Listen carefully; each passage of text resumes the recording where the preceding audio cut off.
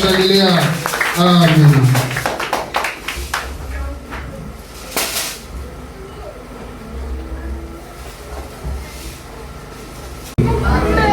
Bwana Yesu asifiwe. Amen. Basi naanza kwanza kumshukuru Mungu. Nashukuru Mungu kwa matendo yake makubwa, kwa kunisaidia kwa mzima mpaka sasa.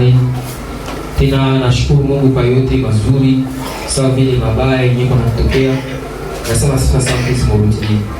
Bwana Yesu asifiwe. Tena nashukuru baraza kanisa letu kwa siku ya leo yenye nilichagua kupata kuchangia sisi wote neno ya mchana wa leo. Bwana Yesu asifiwe. Kwa naweza kuwa mgeni jina yangu banalita Erike, wala naweza ongeza Erike amoni kwa mtumishi wa Mungu. Asifiwe. Amen. Kama unasikia mwongozi alisema inafika saa kusikia neno la Mungu yenye ni taa ya miguu yetu. Kama neno ni taa na taa inaangazaka mgiza. Nikisema dunia na yala giza na neno la Mungu ndio taa itatuongoza. Dunia yote ni giza, ukitembea bila neno ya Mungu utatembea mgiza, na ukikuwa wa giza unakuwa wa shetani, sababu shetani ni giza. Bwana Yesu ya Mungu ni taa, sababu neno itakuwa na kuongoza kila nafasi kwenye lazima utie mguu yako, utapiga hatua. Ikikuongoza katika mema unaenda katika mema, unaepuka mabaya. Bwana Yesu asifiwe. Katika vile neno ukisoma katika kitabu ya Luka sura 4 mstari wa Luka sura 8 sura 4. Luka sura 8 mstari wa 4 pito. Yesu iko anapana mfano ya mpandaji mbegu. Bwana Yesu asifiwe. Ya moya ya Luka, Yesu anapana tafsiri ya mbegu. Anasema neno ndio mbegu. Haleluya. Kama neno ni mbegu yenye itaota itakia zala matunda baadaye. Lakini kusudi kwanza uelewe, unapaswa kwanza kuelewa mbegu ni nini. Mbegu ni sawa sana mbegu zote tunajua. Na mbegu kama Yesu anafananisha neno sawa sawa na mbegu. Ni kusema tunapaswa elewa neno gisi napokelewa kwa mtu sawa mbegu yenye inaingia mbudongo. Siku inaingia mbudongo ndio siku inaanza ota. Haiko siku yenye inaanza ota ndio inaanza tosha maua, na iko siku ilitosha maua ndio inaanza kutosha matunda. Bwana Yesu asifiwe. Basi Mungu anataka tuelewa kama neno ya Mungu ni mbegu kwetu. Anataka wewe uelewe kama kila mtu mwenye yuko mkanisa hata badilika siku moja. Usikuwe na tabia ya kuhukumu wengine babadilika abashanjake alors que miaka ya mingi na siku za mingi mkanisa. Mungu anasema neno yake ni mbegu. Ni mbegu yenye unaweza pokea leo, itamea kesho. Bwana Yesu asifiwe. Unaweza sikia maneno ya Mungu leo, itaanza fanya kazi kwako kesho. Unaweza kuona mtu mwenye unakala naye pembeni yako, anapokea neno ya Mungu leo, lakini ataanza badilika polepole. Sawa sawa na mbegu ikiingia mbudongo inaenda na ota polepole. Ukipita baada ya siku mbili unaweza kukuta ile mbegu ingali vile vile. Ndio kusema mtu anaweza alisikia mahubiri. Unaweza sikia mtu alihubiriwa leo, akabatiziwa leo, na unakuta kesho unafuta bangi. Alishasikia neno. Neno ya Mungu ni mbegu. Ile neno itaendelea kutumika ndani yake sawa sana hisi mbegu inaendelea kuota mtu. Usikwe mbio kuhukumu watu. Usikwe sema mbio huyo habadilikake. Daya Mungu anaona kama mabadiliko mwa watu pale kwenye shia tuanza yora. Sababu mbegu ikikuwa mbudongo inaanza kutosha mzizi ya kwanza mule. Aloke huku nje shibo tatu yaona tatunda moyo inaanza toka. Mizizi inaanza toka ndani, itaanza toka nje, tunasema hii mbegu inaanza ota. Ni itaenda na ota polepole mpaka kitatoshia matunda. Shiba la damu tunapaka tuna besoin ya tunda yenye mti itatosha, lakini ile processes ya mbegu ianze ota mpaka ifikie matunda hatu yake ijali. Ndio maana unapasha kuelewa pamoja na Mungu kupitia neno. Mtu anaweza kupokea neno leo, matunda itaonekana baadaye, lakini umvumilie, umchukulie ngapi. Sababu iko nabadilika polepole. Bwana Yesu asifiwe. Siku na kufavorize mpitizi. Siku na kuambia uendelee kufanya vibaya noko Mungu. Lakini unapenda uelewe na ukuwe na moyo ya kuchukulia mengine. Haleluya. Haleluya. Siku leo Mungu alitujalia neema. Tutongelea neno inahusu kutumikia Mungu pasipo kujali macho ya watu. Angalia nini watu wanasema, ikiwe kizuri ama kibaya. Nini watu wanasema, nini watu wanakutaka hapo, wanakuchukia. Nikusema nikitumikia nglobe neno moja, nisema tutongelea neno inahusu kujiconcentrate mu binyo uko nafanya. Bwana Yesu asifiwe. Bwana Yesu asifiwe sana. Na wasi wote tutasimama tusome neno. Tasoma katika kitabu ya Luka sura 9 mstari wa 18 mpaka 23. Mpaka 23. Nasoma kwa uwezo wa jina la Yesu Kristo. Mstari wa 18 hadi 23. Ninasoma kwa uwezo wa jina la Yesu Kristo. 18 nasema hivi: ilikuwa angali alipoomba peke yake, wanafunzi wake walikuwa pamoja naye. Akawauliza akisema, watu wanasema ya kama mimi ni nani? 19 wakajibu wakasema, Yohane Mbatizaji, lakini wengine Elia, na wengine ya kwamba mmoja wa manabii ya zamani amefufuka tena. 20 akawaambia. Petro akajibu akasema, Kristo wa Mungu. 21 akawaagiza na kuamuru wasimwambie mtu neno hili. 22 akisema, hii neno tena unaweza kuikutana kwa Mathayo 16:13 mpaka 16. Bwana Yesu asifiwe. Nasoma kidogo kusudi kuko neno linaongezewa pale. Basi Yesu akaenda pande za Kaisaria Filipi, akauliza wanafunzi wake akasema, watu hunena mwana wa Adamu kuwa ni nani? Wakasema, wengine wasema wewe ni Yohana Mbatizaji, wengine Elia, wengine Yeremia au mmoja wa manabii. Amen. Bwana Yesu asifiwe. Amen. Ndio somo yetu ya leo. Tunataka kuongelea kujikonsentrate kwenye mtu kunafanya. Mkazi ya Mungu yenye uko nafanya. Mhuduma yenye uko nafanya. Mkuitwa yenye Mungu alikuita. Lakini neno la Mungu inaanza kusema Yesu alikuwa akitembea, akauliza kule nje wanasema mie ni nani? Encore ni question ya réputation. Yesu anauliza kule nje wanamsemea yeye ni nani? Na wewe kule nje wanasemaka wewe ni nani? Kule nje wanasemaka wewe ni nani? Humu ndani tunakujua kwa Mkristo, tunakujua kwa mwimbaji, tunasema huko mama fulani, huko mkubwa fulani, unaimba, unajaza, unatabiri, unahubiri, lakini kule nje nao wanasema wewe ni nani? Yesu alikuwa anapenda tuoneshe lazima kule tuangalie tunaambiliwa shini banani. Kule nje wanakuambia wewe ni nani?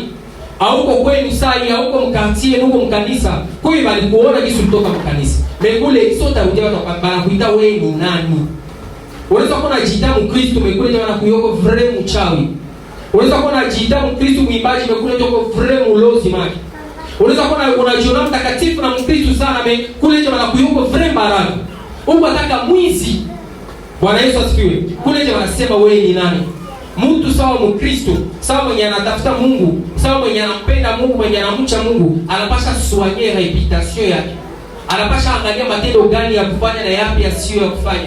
Anapasha angalia kinaweza kukifanya hapa na kisipasho kukifanya. Haleluya. Njoo hukumu ya kwanza kwetu. Inaweza watu wanaweza tolerate n'importe qui alewe na ajikoyoleo barabara. Lakini kwako wewe Mkristo itakuwa kitu kia nguvu. Haiwezekana mtu mpagani bampiga kubibi wa watu na wewe garçon unaingia Mungu na bafanyie vile vile. Haiwezi kuwa mpagani kule na bampige kubwizi na wewe na uko mwizi ndani ya Yesu. Haiwezekani. Kule nje wanasema wewe ni nani? Bwana Yesu asifiwe. Kwa kesho ya kujulikana wala kupenda kujua banatuita barani. Kwa vitu vitatu vyenye vinatuidentify kule nje. Haleluya. Kwanza kina kule nje ni mwenendo wetu. Kutembea kwetu. Ni kusema tabia yetu. Biblia inatuambia Petro wakati wanakamata Yesu, bali bakasema wewe unaonekana mwanafunzi Yesu kutembea na kuongea. Ni kusema mwenendo yake, faso ya kuongea yake ilikuwa inaonekana mtu mwenye anafuata Yesu. Alors ukipenda uchunge reputation yako bien, angalia nini ya kuongea na nini ya kuongea. Encore moja wa Korinto Biblia inatuonesha matunda ya Roho Mtakatifu. Inatuambia kiasi, kukua na kiasi, kusema kukua na limite. Mungu hakuzuie mambo yote, lakini anaweza kukuzuia kitu na kukupatia limite. Unaweza kuongea na kucheka, unaweza fanya mzaha na kublania na wengine, lakini unapaswa kuwa na limite. Unaweza siriko, utakuwa na limite. Haleluya. Lazima uwe na kiasi katika mambo unayoyasema. Maneno yenye yanatoka kinywa yetu inaweza kuharibisha reputation. Tembea faso yake kutembea katikati ya watu. Hawezi kuwa marafiki yako yote ni Wakristo. Yesu izekana. Kila mtu kule nje yuko Mkristo. Utalazimika uongee na watu. Utalazimika uishi na wengine watu. Lakini mwenendo yako katikati yako lazima itengane. Bwana Yesu asifiwe. Mwenendo yako katikati ya wale watu iwe tofauti na wengine watu. Bwana Yesu asifiwe. Natoka Misri kwenda Kanaani. Ile Kanaani haikuwa mji ya ahadi. Iligeuka kuwa mji wa ahadi sawa wakati watu wa Israeli walifika mule ndani. Ni kusema wewe unaweza kuwa katikati ya kikundi penye hawaamini Mungu, penye hawamtumikie Mungu, lakini presence yako mule ndani inapasha changer comportement ya wengine. Inapasha leta jina mpya kwa watu wengine. Unaweza ingia mnyumba ya baombake na bajio ya kuomba, lakini wewe moyo unaomba ukifika ndani unaleta maombi mule ndani. Unatumikie, lakini wewe ukiingia mule nyumba sababu unamcha Mungu, unaleta Mungu ndani ya ile nyumba. Bwana Yesu asifiwe. Angalia comportement na hali yako ya kujisitue katikati ya watu. Ni tabia zenye tunapasha kujiangalia. Bwana Yesu asifiwe sana. Bwana tufike kule. Acha nikukumbushe nilikuwa sema tunaongelea juu ya kumtumikia Mungu. Kumtumikia Mungu ni nini? Kumtumikia Mungu ni kumfanyia Mungu kazi, wala kukuwa na mission ya Mungu.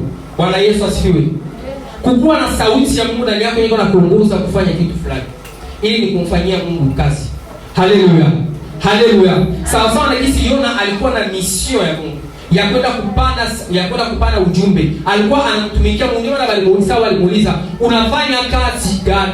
Akasema, "Mimi ninamcha Mungu." Nisema kazi yake ni kumtumikia Mungu. Alio kumtumikia Mungu ni kumfanyia Mungu kazi, kusauti yenye Mungu anapenda tufanye. Tumikie Mungu. Lazima uchaguliwe na Mungu. Soit unachaguliwa na Mungu directement, wala unachaguliwa na Mungu kupitia mtu fulani. Haleluya. Onesha Samuel Mungu akakia sema naye. Akakia kuanza kutumika naye. Lakini hakusema naye directement sababu akashindwa kuelewa. Akasema naye lakini kabidi haelewi kupitia yeye ndiye babake wa imani. Kitofauti na Sauli sa njia ya Damasco. Bwana Yesu asifiwe. Pale utaelewa kitu mbili kwanza. Mungu kusudi ya kuchague na kutumikisha Mungu. Hakuna ni ataniuliza. Hakuna ni ataniandikia demande ni kuexplique. Ana besoin ya afia pasteur. Ana besoin ya afia mjakazi fulani. Mungu akitaka tu kukuchagua na kuchagua. Akideside kwanza sema na wewe, atasema na wewe. Mungu kusudi aseme na Paulo, akuendaka uliza kwanza mtu fulani bila nataka kuongea na Paulo. Aliongea tu directement na kaanza ongea na Paulo. Wewe niseme hivi. No. Hakumulizaka njia. Mungu alikia tuseme. Ukisema Mungu anasemaka tu kuba. Na anaweza na Mungu anakia sema na wewe anakuchagua. Bila kuhusisha pastiri wako wala mtu wako. Akuweke mtu mwenye atakufunza. Bwana Yesu asifiwe. Relation yako wewe na Mungu haiunganike sababu ya pasteri hapana. Ni Mungu tu anaunganisha relation ya mtu na Mungu. Lakini kusudi uelewe atakuja kwa mafunzo kwa mtu mwenye lazima akufunze. Nikisema kazi ya mtumishi wa Mungu ni kukuprepare kwa mission ya Mungu yenyewe kwa natia ndani yako. Hata kama relation yako wewe na Mungu haiko lié na mtumishi wa Mungu, lakini unamtivoir respect ya preparation yako na kuprepare. Bahati mubaya watu wa Mungu ni bakosa adabu sana kwa watu yao. Na ile niko naendelea hapa kwetu sababu ndio wenye mimi najua na wenye mimi naona. Hapa watu tuko babini, lakini uko na besoin ya mtu anakusimamia, akueleweshe. Mungu alikiaka sema na Samuel, lakini Samuel hakuelewaka alikuwa anamwambia nini. Mpaka kaenda uliza baba yake akamwambia wewe itika kama ni mimi hapa Bwana. Nikisema Mungu anaweza kusema na wewe, Mungu anaweza kupatia mission, Mungu anaweza kukupa ujumbe, Mungu anaweza kukupa kazi ya kufanya. Lakini kusudi uielewe, lazima ueleweshwe na mtu wa Mungu. Bwana Yesu asifiwe sana. Heshima ya mingi sana. Sijue wewe niveau yako ya heshima kwa watu ya Mungu iko wapi. Tunaweza kuwa hapa babini ni wakosa adabu. Lakini kupitia neno leo Mungu akusaidie sana usiingie mkana ya wakosa adabu. Usikutane biko naita pastor fulani mjini unaona mtu vile. Biko na mchekea juu ya TC naona ichekea. Usikute biko na chekea mtu wa Mungu juu ya shemizi yake yenye inachuya na wewe unaanza unamdevali respect. Unamdevali kumheshimia. Bwana Yesu asifiwe. Mungu akachagula Saulo mwenye akapewa geuka Paulo. Biblia inasema Matendo ya Mitume sura 9 mstari wa kwanza mpaka wa 5. Biblia inasema hivi kama Saulo alikuwa anatoka njia kwenda Damascus, alikuwa na mission ya kuua watu ya Mungu. Lakini katikati ya njia sauti ya Yesu ikamwita. Bwana Yesu asifiwe. Mule katikati ya njia akabadilika, akakuwa Paulo. Akabadilisha mission ya kwenda kuua watu ya Mungu na kuanza kumtumikia Mungu. Bwana Yesu asifiwe. Neno ya Mungu inataka kupenda kutuelewesha tuelewe nini. Kama unaweza jua Mungu mtu leo dimanche ni mwizi na kesho anaanza kutabiri. Inawezekana pamoja na Mungu. Sababu Saulo wakati kwenye alikuwa anatoka alikuwa na mission. Bwana Yesu asifiwe. Alienda na mission ya watu, akarudia na ya Mungu. Alienda kunatumikia watu, akarudia kunatumikia Mungu. Nikusema mabadiliko yako sio kwanza naishakia. Unaweza kulala leo kwa mtu mbaya na Mungu anakukutana usiku ya leo, unageuka. Bwana Yesu asifiwe. Na wewe mwenye uko pale uelewe mtu mwenzako. Usiseme huyu anakuyapia na mayasho yasho, hapana. Ya Mungu amiko hivi. Anaweza lala leo kwa Mkristo simple. Na kesho analamuka anaanza tatabia. Macho ya watu wana kisi watu biko na kuangalia, kisi biko na sema, kisi biko na kupigia mikono, wala wanaweza kuwa biko na kutukana. Bwana Yesu asifiwe sana. Kishuka kidogo Biblia inasema hivi. Wakamwambia wewe ni Elia, wengine kwamba mmoja wa manabii wa kale amefufuka. Akawaambia, nani wasema ya kwamba mimi ni nani? Haiko tu ya nchi usi na ni ya ndani. Mwako au mwenu panakuitaka nani, panakujua nani. Unaweza kwamba wewe una hela na kiburi ya mingi sana, lakini mkanisa uko na huduma. Unaweza kwamba ndani ya nyumba watu wanakujua mwingine China, wanakujua mwingine hali na mkanisa uko na nyingine hali. Lakini Yesu akauliza, na nyinyi bale banaishi naye, bale banakula naye, banatembea naye, na nyinyi mnasema mimi ni nani? Ni kusema ushuhuda unapaswa shuhudiwa nje na unashuhudiwa na ndani. Bwana Yesu asifiwe. Unapaswa kushuhudia benye unatembea nabo, benye unachuruza nabo, benye unavoyage nabo, unapaswa kuwa na ushuhuda pamoja nabo nzuri. Sawa sawa na ushuhuda nyingine yenyewe nzuri. Kwa mtu mwenye akitoka mkartie hapo, Bukristo yake inaishi. Kwa mtu mwenye akitoka mkanisa hapo, Bukristo yake inaishi. Kule nje anakuwa mtu mwingine. Lakini Mkristo basi yote. Yesu akauliza, nyie na nyinyi mnasema mimi ni nani? Paka mshuhudia. Bwana Yesu asifiwe. Lakini kumtumikia Mungu pasipo kuangalia macho ya wanadamu. Njoo hapa kwenye mimi nafika sasa. Yesu akasema, wakamjibu, akawaonya, akawakataza wasimwambie mtu. Akasema, imempasa mwana wa Adamu kupata mateso mengi. Sasa akawakumbusha mission yake. Bwana Yesu asifiwe. Akawakumbusha nini Yesu, nini aliyofanya dunia. Bwana, tunasoma basi Torati kwa kuwa ni kivuli cha mema yatakayokuwa, wala si sura yenyewe ya mambo hayo, kwa dhabihu zile wanazozitoa kila mwaka daima, haiwezi wakati wote kuwakamilisha wakaribio. Kama ndivyo, je, dhabihu hazingekoma kutolewa? Kwa maana waabuduo wakiisha kusafishwa mara moja, wasingejiona tena kuwa na dhambi. Lakini katika dhabihu hizo lilo kumbukumbu la dhambi kila mwaka. Maana haiwezekani damu ya mahali ya mbuzi kuondoa dhambi. Kwa hiyo ajapo ulimwengu asema, dhabihu na toleo hukutaka, lakini mwili uliniwekea tayari. Sadaka za kuteketezwa na sadaka za dhambi hukupendezwa nazo. Ndipo niliposema, tazama, nimekuja katika gomo la chuo, nimeandikiwa nifanye mapenzi yako Mungu. Yesu asilia. Kama zamani watu walikuwa wanatoa sadaka za misamaha, lakini Waebrania nakatala kama zile sadaka hazikuwa na tosha dhambi. Sasa hapo sikuwa sadaka yenye utatoa sema hiyo sadaka ya msamaha. Na Biblia nakatala. Paske zile sadaka kadiri tunasoma pale ilikuwa nafunika tu dhambi. Na mara kwa mara watu walikuwa wanafanya ile sadaka kwa kuwaondolea dhambi, lakini haikuwa naondoa dhambi, ilikuwa inafunikia dhambi. Lakini Yesu alikuja mara moja tu, akatoa mwili na damu yake, akajitoa kusudi tusamehewe. Kupitia jina lake tuendelee kusamehewa, kupitia damu yake tuendelee kusamehewa. Hakuna sadaka ya msamaha. Kuko Yesu mwenye alitolea msamaha kupitia mwili wake. Nikisema Yesu saa alikuja kudunia, alikuja kufa kusudi tuokolewe, alikuja kutoa mwili wake kusudi tuokolewe. Ndio pale ku Yohana 3:17 Biblia inasema kwa maana alikuja kwa sababu kupitia yeye tupate kupata ukombozi. Bwana Yesu asifiwe. Bwana Yesu asifiwe. Fika kubaba. Alikuwa na mission ya kuokoa dunia. Anauliza, we mie ni nani? Banasema kule ni nani? Banaanza kufananisha na manabii. Banaanza kufananisha na wenye walishakufa. Banaanza ya kujitetea. Ya kusema hapana, wale wote ni watoto kumie. Hakusema hivi. Hakusema ile yote ni viumbe yenye mimi niliumba. Hakusema hivi. Akauliza, na nyinyi mnasema ni nani? Petro akamjibia, wewe ndiye Kristo.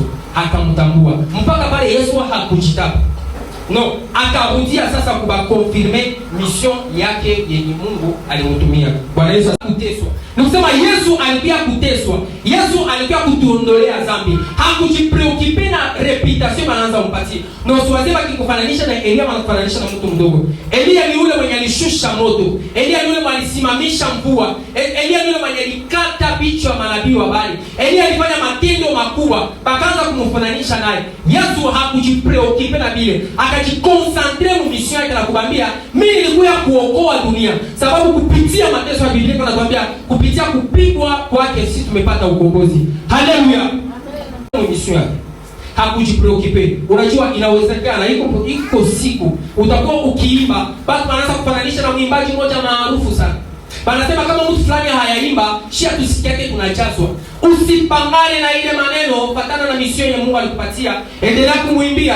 Itafika siku kuhubiri, wanasema huyu anaanza kuhubiri kweli. Anaanza pata mafunuo kweli. Itafika siku ukihubiri watu wanaanguka. Lakini usijikonsantre kusema, yeye hapa mimi nahubiri kidogo, hapa sihubiri ya mingi. Usijitape na kusema hapa, ujikonsantre mu mission ya Mungu. Bwana Yesu asifiwe. Itafika siku ukiomba, ukitabiri, ufunuo ziko mingi, tafsiri ziko mingi, watu wanashuhudia, watu wanakutapa, lakini usijikonsantre. Yesu hakupata muda ya kujitetea na kusema mimi ndimi Yesu. Hapana, alibakumbusha mission yake. Itafika siku kwa mama kiongozi. Ukiongoza watoto wanasema no, kama mtu fulani hayatuongoza, shia tufanyake vitu mzuri. Sauti ya Mungu. Utasahau mission Mungu akupatia. Ijapokuwa tunapasha pata mfano wa Yesu, maana tunajiita wa Kristo. Yesu yeye hakupata saa ya kujitetea bibi. Hakupata saa ya kusema mimi hapa kwanza nishafaa kitu. Hakusema hivi viumbe yote yenye viko na nisikia mimi niliviumbaka. Hakupata ile muda, lakini alijikonsantre mu mission yake.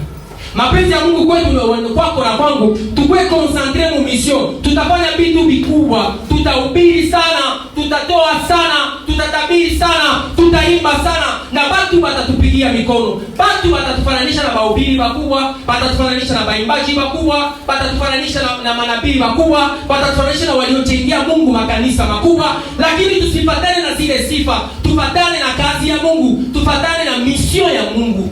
Bwana Yesu asifiwe. Ni kwa sababu kwa siku Mungu alikuita, Mungu hakutoleshake vitu vile tutafanya. Anakuitaka tu na anakutia mkazi. Atafanya nafanya vitu wapi tofauti. Ni kusema huduma ya Mungu ni kubwa sana, lakini si ndio tunapaswa kumala huduma ya Mungu. Ukielewa maandiko ya Mungu unapaswa elewa kama huduma ni nguvu iko bado, lakini wewe unapaswa kumala. Wewe unapaswa kumala Mungu. Mungu ni mkubwa sana. Na wewe unapaswa jikaza ukomane wa ule Mungu, sababu ufanye vitu vikubwa. Haleluya. Haleluya. Ukwe kuomba kila siku, kuimba kila siku, kuhubiri kila siku mkanisa. Wewe ushatosha nini mule? Kwa konsantre ku wito yako kazi ya Mungu. Usifatane bakutape, sawa kisi bakutukane. Wewe ile isikubebe muda. Bwana Yesu asifiwe. Sababu ukikuwa konsantre ku sifa za watu, wala ukikuwa konsantre ku watu wenye watu wiko na kuvunja moyo, utakuwa distrait mu kazi ya Mungu. Utakuwa distrait mu huduma yako. Utakuwa distrait mu kanisa. Hautajua tena uko wapi wala uko naenda wapi. Mfano ya karibu sana ni Matendo ya Mitume 12 sura 9. Biblia inatuonyesha mfano ya Etiko. Haleluya. Haleluya. Na kulikuwa kijana mwenye Etiko alikuwa kana kuhitaji. Usingizi kamulemea hakaanguka kabisa. Lakini elewa kwanza kwa mwanzo. Etiko alitokaka kwao wala alitokaka kwa nyumba. Soja kesi kia Mungu. Seke wito ya neno ya kufundishwa ndio ilimotoshaka kwa nyumba, ikamuleta wapi? Ikamuleta mkanisa.